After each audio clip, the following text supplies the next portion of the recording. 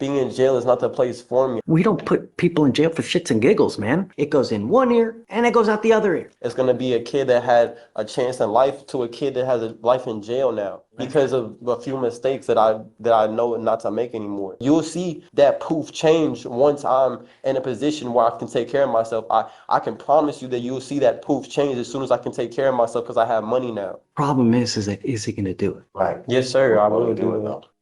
Everybody will say anything just to get out of jail. I am willing to let you out today to do the probation to keep it off your record. No. This one's a disaster from the jump. We got a defendant who broke his bond terms and landed himself back in jail. And now, nobody in his family wants to bail him out except his dad. The wild part?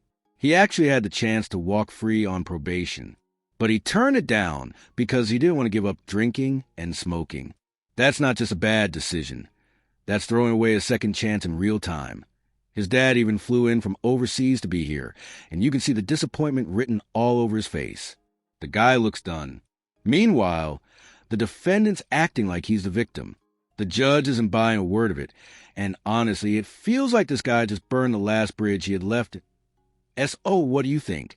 Does refusing probation ever make sense? Or is this one of the dumbest decisions you've ever seen? Let's get into it. His father is here present. His father came from overseas just to help address what was going on. They visited yesterday. Nice. Where's Dad? Dad is right here at the front right Come up, Dad. Come on. He's on bond for reckless driving. We ordered him, hey, no more reckless driving, please. Just think about the community. Don't endanger the community. Picks up an evading in a motor vehicle. Third-degree felony, looking at 2 to 10 in the penitentiary. He gets out. Then he picks up, in October, a terroristic threat.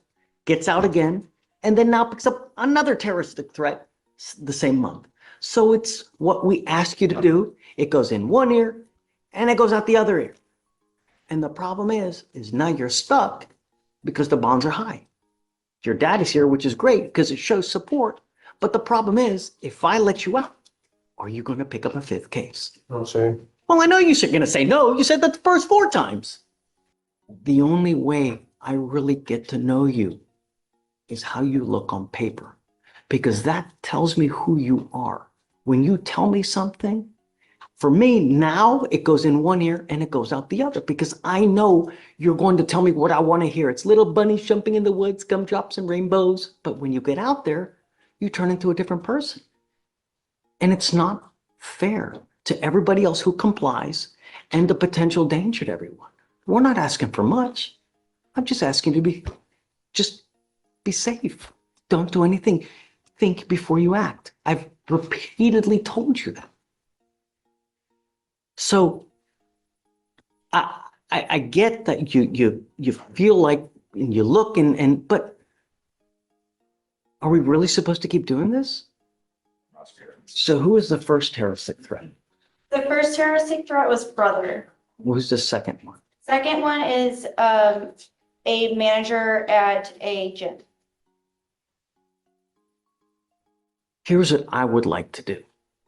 I would like to have him TRAS to see how we go forward, because I just don't know. A TRAS is an evaluation where we have clinicians talk to him and see, they ask him all kinds of questions about his life, about his history, any drug history, living situation they ask, and they determine that, okay, this person may need treatment. This person may not need as intensive in treatment to where he can be on the outside and doing it.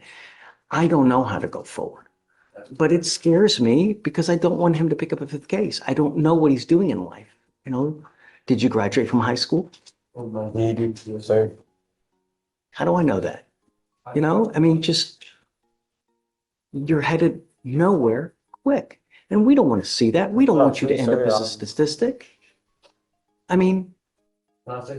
Sure. I've been trying very, very hard to get a startup in sales because I want to do sales. That's the best way for me to go without having a degree, because I didn't want to go to college. I wanted to be an entrepreneur, and so doing independent contractor work, it allows me to be able to make money, on my own time, and then invest into what I want to invest into on the side. Because I don't believe that working a job for the rest of my life is the way for me to to live my life. And I agree with you that I keep on catching cases, but it's not because I want to start trouble. It's just because I have too much time on my hands, and the things that I want to get started, I haven't gotten started yet because I procrastinate a lot. I know that I do that, but it's not because I can't control myself. I have a lot of self-control, and if you let me be free, it's Terroristic not. threat says the otherwise. A terroristic threat says that when you get angry, you pop off and you have no self-control and you start throwing out threats, right? Without, that says no self-control. Well, I would say, Judge, on that one, just this is at a gym, but there was also a basketball game that had just happened. So it's important. And the reason why I brought up the evidence, because, there's two sides of the story.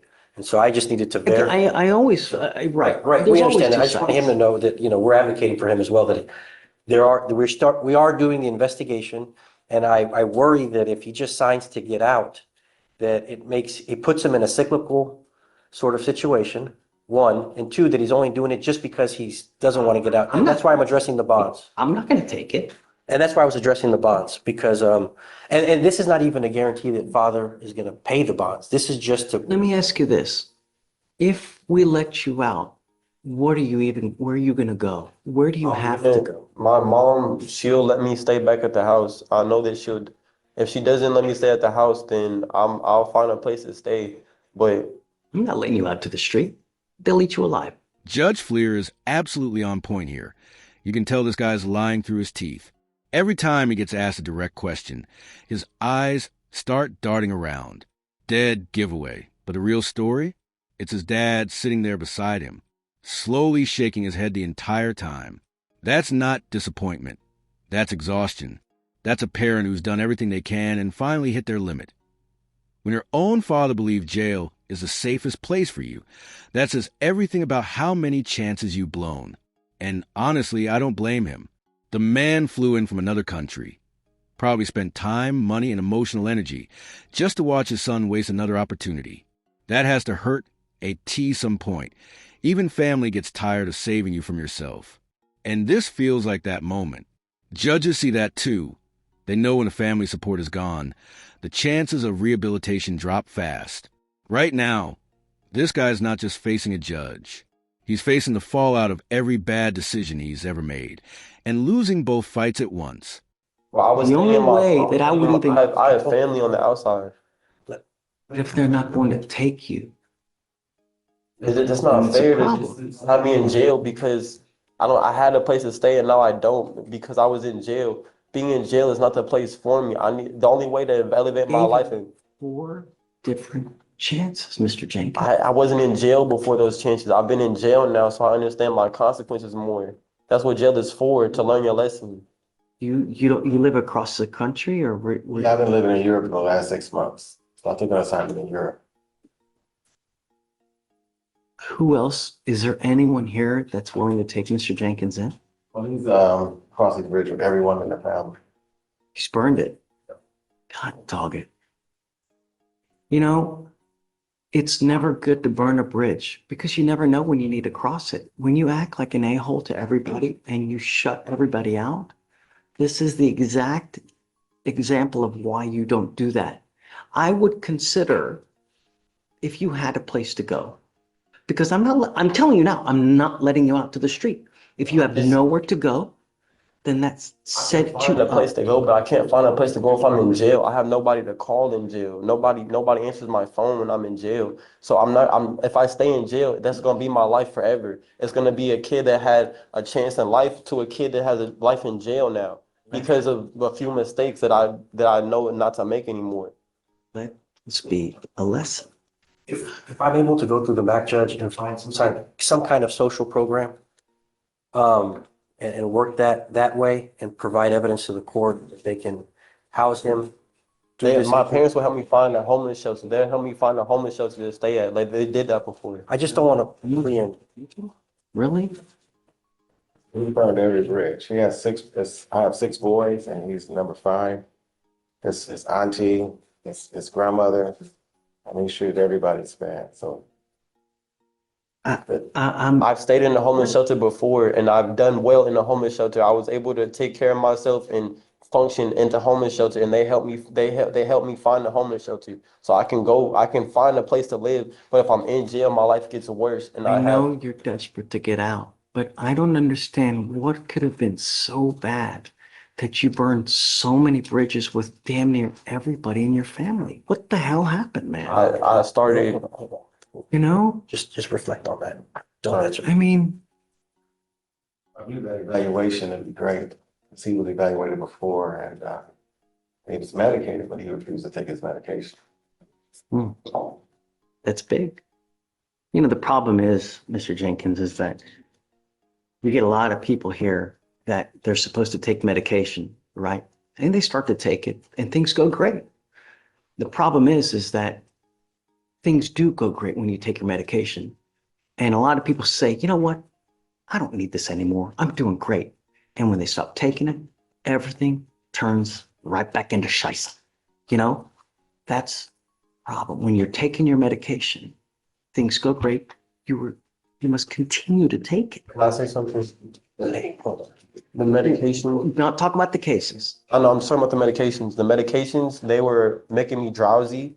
So I was in process of getting on new medications that were uppers and not downers because at the time I didn't have a car. So I was going through a lot more shit. So it's the same position I'm going to be in now. So I know that's not a good argument. But finding a medication that has me up instead of down so that I can function and find a job and make money. Because really, it's not, but my life is bad and I'm going through what I'm going through because I'm not where I want to be in life. I don't have any money and I can't take care of myself because of that. So that causes a lot of mental illness. That's what you can call it, mental illness, but it's really just going through life and having stress going through life. That's the problem I'm dealing with, not having any money. So once I have money, you'll see a completely change. It'll be like I'm on the best medication ever once I have money. Do you think that me just letting you out, poof, you're going to get money?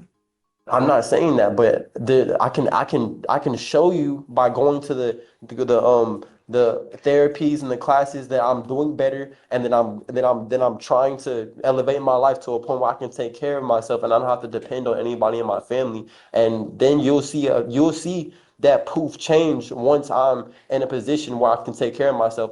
I can promise you that you'll see that poof change as soon as I can take care of myself because I have money now. I honestly don't know what this guy's thinking, because his logic makes zero sense. You keep threatening people, driving recklessly, breaking bond. What do you think's going to happen?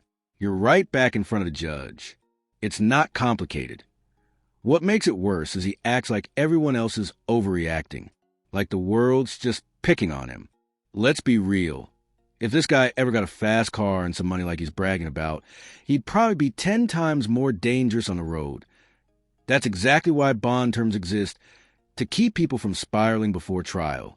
The system might not be perfect, but it's predictable. Break the rules, lose your freedom. End of story. He keeps brushing it all off like it's nothing, but the more he minimizes it, the less anyone's going to trust him. Judges hear excuses like this all day long, and his might be some of the weakest out there. If his goal is to prove he's stable and responsible, he's doing the exact opposite. Honestly, I don't even know what his end game is anymore, because none of this adds up. But I'm going to tell you now, I'm not letting you just out to the street. So do you mind? I will research through the program. No. But also perhaps if you can try to make a good faith effort to reach out to the family, see if anyone, I'm happy to talk to them too, to try to help convince, to see if they'll. We speak extensively, but yes, sir. So we're talking to have him sent to Job Corps. So there's a Job Corps at St. Marcus that he qualifies for because he doesn't have any felony. So he can go to Job Corps, learn a trade, and stay up there if he's willing to do that. Problem is he going to do it? Right. Yes, sir. I Willing will to do it. though. I'm very You're in willing. jail. Everybody will say anything just to get out of jail. And then when you get out there, though, what's really going to happen? I don't have a car, so I need to find a way to support myself. So any job right now is a good opportunity for me because I have to save up to get a car to take care Mr. of Jenkins, myself. Mr. Jenkins, where is Job Corps? Is it just in San Marcos? There's nothing We have here? some other ones, but that's the closest one. Because what I'm thinking is that we could probably do something to try to resolve these cases and perhaps make that a condition that he does Job Corps. Is it possible that the court could order that as a, well, I'll discuss it whenever we, Right. I would say that we do it as part of perhaps some kind of global agreement where, first have him TRAS, let's see what they say. And then perhaps we make it a condition that he does job corps. If it's in San Marcos, I have an issue because I don't know how we can supervise it, right? But if there's something here, that would be great. I'll just lay Or it on. something closer, first have them TRAS, sure. see what they say. Come back on Monday or probably Tuesday or Wednesday, because we got to give it a couple days. You need a drug test too? A drug test? He'll be clean now. He's been in custody. Mr. Jenkins was asking me about a time served. And so he has 2 months of credit since he's been in, I guess, totaling the previous attorney that was on the case and then my time with him. And then, Time served just to get out, right? But time yes or served no? because Yes or no? Just to get out. Just to get out. I don't just want to get out. I feel like I learned my lesson. When I committed the crime at first, I didn't know that I would be charged with anything. I didn't know that I would be sitting in jail, but now I know that I have consequences for my actions. I can go about my life differently. I feel like I learned my lesson. So why not probation? Probation, if you complete it. Because I feel Yeah. like Well, I Deferred is a type of probation that if you complete it, you don't have a conviction. because I feel like probation, you're not really free. A lot of people go on probation and they're back in jail because The only reason they would be in jail is because they don't comply. We don't put people in jail for shits and giggles, man. You have rules that you have to follow. When you follow rules, when you follow the rules and when you do what you're supposed to do, good things happen. And the good thing with you is if you complete it and they end up not as convictions, you may be able to seal it in the future so that no one sees it. Well, the general public at least, but you just pleading guilty, you will now end up with a third conviction. And they're dangerous convictions, right? They're terroristic threats. What do you think future employers, people who want to give you a job, people who want you to stay at a shelter, they're not going to let you stay with these kind of priors, man.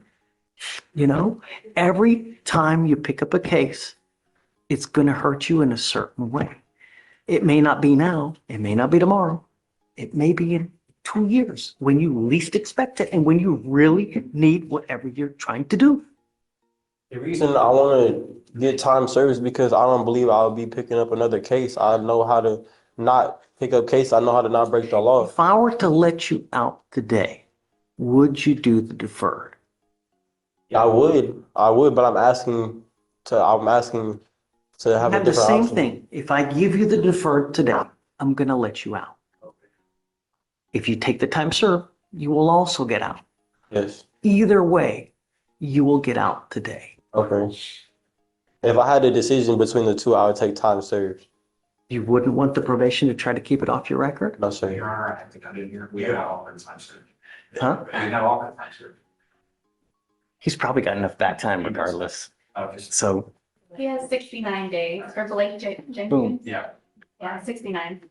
Being short-sighted and not considering your future can really hurt you, Mr. I am Jenkins. considering my Let him future. finish, brother. Please, Judge. I am considering my future. I know exactly what I'm gonna do when I get out. I have a whole entire plan. I already told you that I want to do solar sales, and to get a job in solar sales, I'm pretty sure that these convictions won't hurt my chances of getting on a team. So that's why I'm not too worried about the convictions. And I know that I'm not gonna pick up any more convictions. I'm okay offering him the deferred and letting him out. I know, Giving him a PR bond so he can try to complete the deferreds. I'm okay giving you a PR bond today to give you the chance to finish or try to do this probation to keep it off your record. I But will not give time it served. either way. If you want the time served, you can have it. It's on you. But once you get that conviction, there's no turning back. I understand. And then I'll be let out today if I do the time served. I'm going to let you out either way. But I'm telling you, it's a bad idea to do the time served. And I think that it's a better idea for you to do the deferred adjudication, probation, to try to keep it off your record. I'd rather do the time served, sir. Okay? I mean, there, You can lead a horse to water, but you can't force him to drink. What really blows my mind is that he turned down probation. The judge literally offered him a deal to walk free under a few conditions. And he said no. That's about the worst move you can make. Probation gives you structure, a chance to rebuild, to stay clean, to move forward. Instead, he chose time served, which means a conviction sticks on his record permanently. That decision is going to haunt him for years. Job applications, apartments, background checks. It's all there now. And the wild part? When that comes back to bite him, he's probably going to blame everyone else but himself. The system handed him a lifeline, and he threw it back. Judges remember that. They know when someone wastes a chance, and it sticks with them. This is one of those choices that feels like a win in the moment, but ruins your future in slow motion. It's not just reckless. It's straight up self-sabotage. As the saying goes. just for the record, Judge, the reason why I said it's a deferred, because the probation was interpreted as one way for him. I told him about the deferred, we called it supervision, in order to get his record potentially sealed and potential benefits that could happen with that, perhaps an early termination if he was going along the great path and following whatever had been recommended to him by the TRES. Talking about his future and everything associated with having now 2 convictions on his record if he takes the time served, what that implicates and everything like that. So we had that discussion, but I just wanted to reiterate, he wanted to ask me some questions. Would the people in the terroristic threats, were they just random people? At a gym, Your Honor. Say it again? He was at a gym. It's At a gym. random. Okay, so both are just random. The first terroristic threat was any member of his brother. So it's a class A. Second one. Which one are you dismissing Class A. against the household? Yeah. Okay. It's not. You need to understand that if you continue with the same course of conduct within a certain amount of time, they can also hit you with a felony. You could potentially be looking at 2 to 10 in the penitentiary. So I will do whatever you want to do, Mr. Jenkins. If you want to do the probation, which I think what you should do to try to keep it off your record, I'll take off all the fees. You won't owe any money. Is it 2 classes? Yes, sir. Just 2 classes? And that's it. For a year? What's that? I'll take you off early. You know, if you do well, after some time, show me that you're not using any dope or alcohol, I'll take you off early. Time served. Okay? I don't agree with what you're doing today, but far be it for me to really tell you what to do. The only other thing that I'm going to try to counsel you on is it really, really sucks that you have somehow alienated everyone that cares for you in your life. Your father, you know, when he was here the other day, you know, there was no one that was willing to take you in. That really sucks. If I were you, I would try to do anything and everything possible to try to mend those relationships, because on your own, at your age, with no education, no job, no money, there's only so far you can get in life. That's why you have parents. That's why you have family to kind of help you out when you're down. But when you alienate them by continually doing things to mess up the relationship, that it's not good. When you get out, try to mend those relationships so that they can somehow be back in your life and use them as a positive, you know, role model, or try to get some help. Tell them that you need help so that they will help you, or somehow, but mend that relationship, because it's going to kill you. The last thing we want to see is you going out there becoming so desperate. You do something that lands you with a felony, or you're looking at 25 to life. You know, really, life's too short to spend. You now stand charged with 2 counts of terroristic threat. The agreement that you have worked out is they're going to dismiss one of those terroristic threats in exchange for your plea on the other one. The agreement is 180 days in jail, credit for the 71 days that 69, right? Do you want me to put, is this against the advice of counsel, or what do you think? Well, Judge, I just wanted to put that we had, I mean, I can suggest I told him how this would, one thing I did want to put, for you to explain to him is this cannot be expunged off his record. He had a question about that. I told him it could not be. I've been continually telling you, when you plead guilty, it goes on your record and it will be a conviction for life. You can never take this off. You can never buyer's remorse saying, "Hey, you know what, I want to return this because I don't like it." It's not targeted. You sure you want to do this? Sorry.